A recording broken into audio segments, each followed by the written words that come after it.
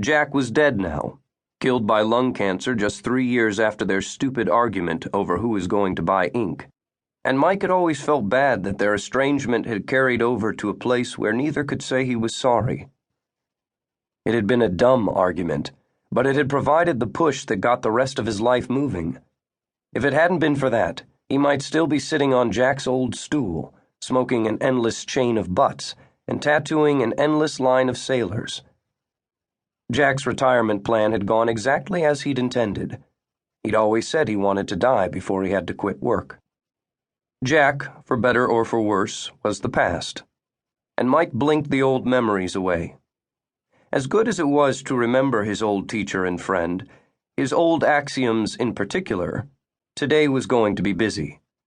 Mike had an all-day appointment with a man working on covering an entire arm with Japanese dragons, and the two men who worked for him, Lamar and Daryl, both had packed schedules as well. Mike watched Daryl push a mop across the floor and returned to his art table. The problem with designing a large-scale tattoo is with the layout.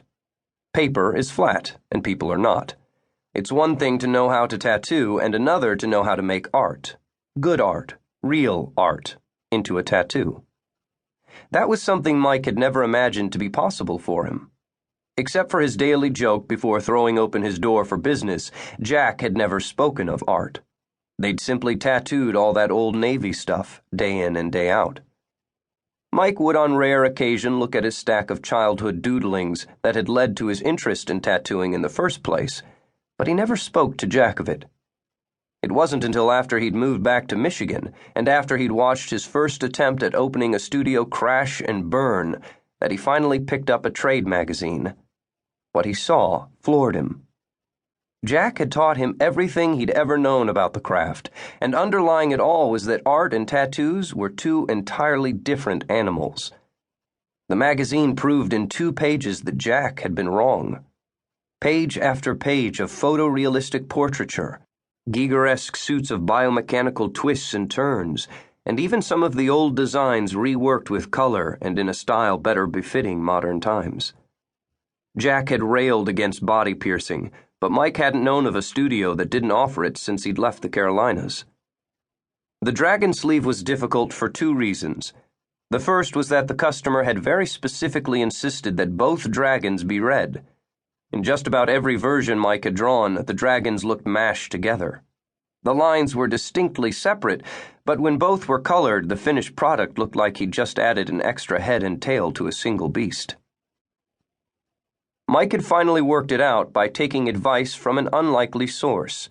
Daryl, the piercer, who hadn't a lick of drawing ability, who'd said simply, "Put one head on the guy's wrists and the other at the top of his arm, then wrap the tails around one another at the elbow." He'd been right. The idea cleaned up the design. The other, not so easily fixed problem was that the customer wanted the dragons to look as different as possible from one another, yet he still wanted them both red and Japanese. That was the issue Mike had found himself railing against for the past 2 weeks. He'd finally stumbled across a painting by Horiyoshi III, one of the Japanese masters, of a dragon that was very Japanese but also quite different than one would expect. It was older, wizened, its hairs were thinning, and its eyes looked almost roomy on the page.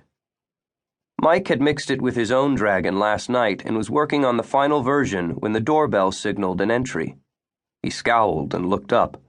Both Daryl and Lamar were off doing something. He gave the drawing one last look, not too bad, and walked to the front of the store. "We're not open for about 10 minutes, friend. Is there something I can help you with?" The man wore a pea coat atop a suit. His tie was loose, and even at about 15 feet Mike could smell the gin. "I'm looking for someone named Mike." He said to ask for Mike. "I'm Mike."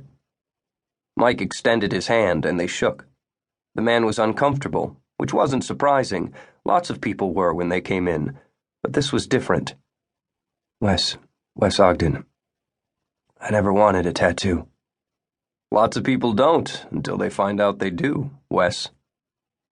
The man smiled thinly, and Mike gestured to an old black couch that made up most of the furnishings in the lobby. What was 10 minutes? The man needed them to be open.